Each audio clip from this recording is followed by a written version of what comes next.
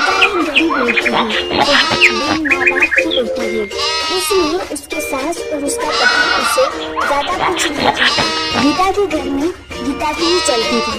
वो जो कहती थी उसकी सास और उसका पति बिना कुछ कहे मान लेता था, क्योंकि वो एक बिन माँ बाप की बेटी थी और उसने शादी से पहले भेदभाव नहीं सहा था। गीता घर का कोई काम नहीं करती थी, उसके घर का सारा काम उसका पति और उसकी सास करती थी और कुछ काम उसकी बेटी भी करती थी। गीता तो रोज अपना पर्स लेकर बाहर घूमने चली जाती थी। गीता को कोई कहता भी नहीं था कि वो इस तरह रोज बाहर न जाए या घर का काम करे। घर का काम उसका पति और उसकी सास कर लेती थी, लेकिन एक दिन उसके पति को उसकी सास ने कहा कि बेटा गीता को ना रोको टोको तो उसको समझाओ कि इस तरह रोज बाहर जाना सही नहीं होगा। हाँ वो बाहर जा सकती है, पर वो अगर कभी कभार जाए तो ठीक है, लेकिन अगर वो उससे रोज बाहर जाएगी तो हमारे समाज के लोग क्या कहेंगे। ये सब सुन के गीता का पति बहुत परेशान रहने लगा। उसे समझ ही नहीं आता था कि वो करे तो क्या करे। अगर वो गीता को कुछ कहता था तो गीता नाराज हो जाती। उसे समझ ही नहीं आता कि वो करे तो क्या करे। वो गीता को कुछ ज्यादा बोल भी नहीं सकता था और वो नहीं माँ की बात टाल सकता था।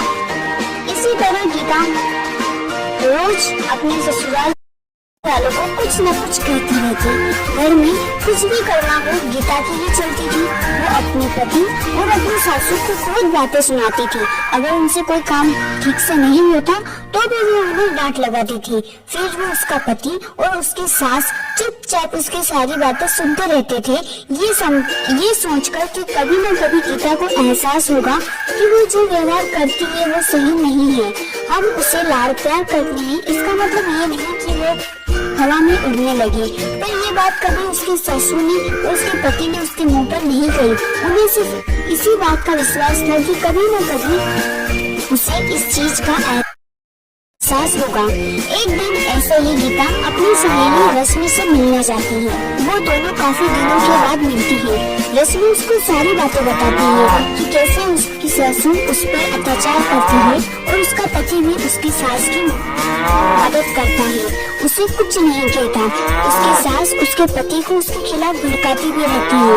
वो चाहे कितना भी काम कर ले, कितनी भी अच्छे तरीके से घर की सारी साफ सफाई करे, सारा काम करे, फिर भी उसकी सासू उसमें नोकझोंक निकाली देती थी और उसका पति भी उसकी माँ का साथ देता था। जब ये बात रश्मि ने गीता को बताई तो गीता को एहसास हुआ कि वो तो अपने पति और अपनी सासू के साथ इतना बुरा व्यवहार करती है, घर का कोई काम नहीं करती, फिर भी उसके सासू और उसका पति उसे कुछ नहीं कहता। वो उन्हें बार बार छोटी छोटी चीजों के लिए हजारों बातें सुनाती है, फिर भी उसके सासू ने उसे कभी नहीं डांटा। ये सुनकर गीता को अपनी गलती का एहसास होता है और वह घर जाकर अपनी सासू के सामने रोने लगती है। उन्हें सब बात बताती है कि उसे उसकी गलती का एहसास हो गया है कि उसने कितना ही गलत किया। तब उसकी सास उसे कहती है कि बेटा रो मत, हमें विश्वास था कि तुम्हें एक न एक दिन अपनी गलती का एहसास होगा और तुमने गलती चाहे कैसी भी की हो, लेकिन तुम्हें अपनी गलती का एहसास हो गया, बस यही बड़ी बात है। और हम सब साथ मिलकर हंसी खुशी रहेंगे।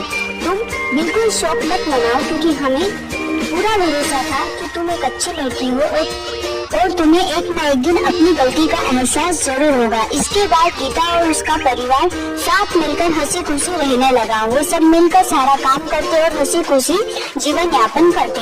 अगर आपको स्टोरी अच्छी लगी हो तो वीडियो को लाइक और चैनल को सब्सक्राइब जरूर करें।